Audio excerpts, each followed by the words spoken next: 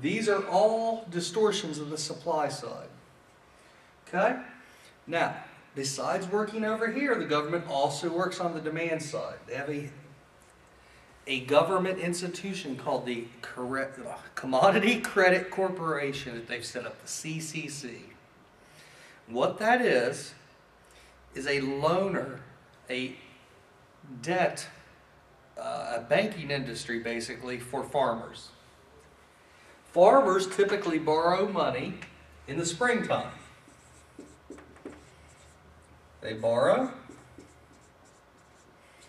and then repay at harvest, which is in the fall. That's the idea in farming. That's typically how it's ran. It's a very debt-ridden industry. But what the CCC does that's different than other banks, if you go get a car loan and you don't pay for it, what do? They come and they take the car, that's your collateral. They sell that car and you still owe the difference. You still owe what's left of your debt. What the CCC does is they allow the farmer to use their crop as collateral. So they plant it in the spring, come fall they harvest it. And let's say I borrowed $100,000. I come and I get my crop and it's only worth $90,000. What the CCC will do is come and take the crop. They'll say, fine, we'll just take that and you're even. They take the collateral as payment in full, which is where you see the difference.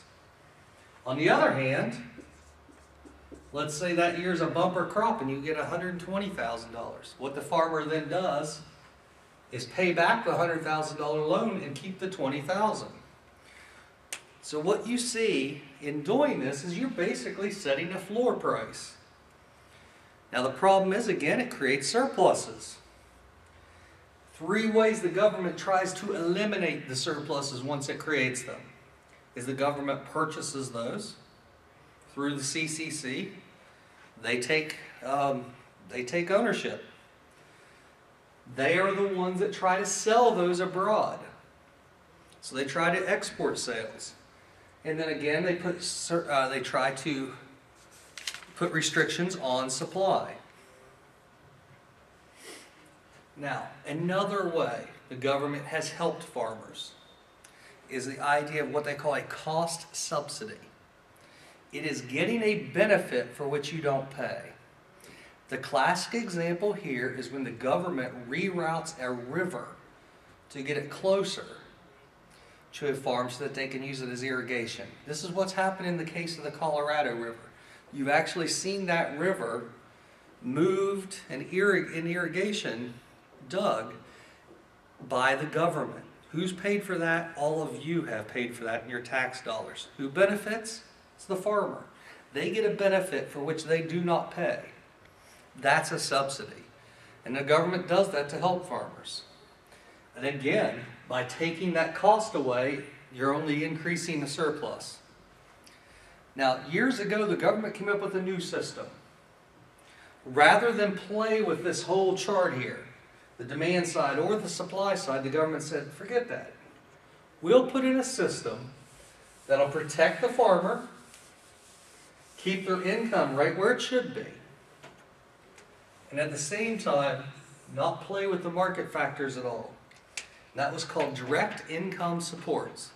The idea was that if they decided, say, you should make $40,000 a year, if you harvested your crop, sold your crop, and made $35,000 this year, and your goal was $40,000,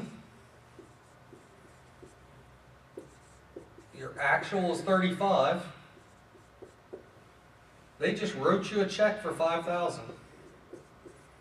Government just said, here, take it. We'll pay you the difference to make sure that we give you income support or guaranteed income without distorting this market.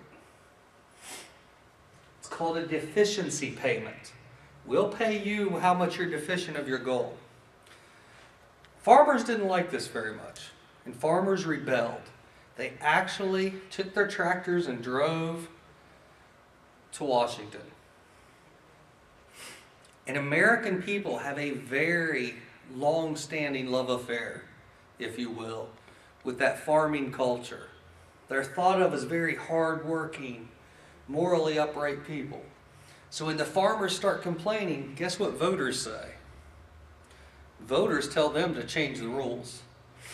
And that's what the politicians cared about. So even though they had a plan that worked more efficiently and was better for everybody, farmers didn't like it. They saw it as welfare. The system was scrapped. And we went back to the old.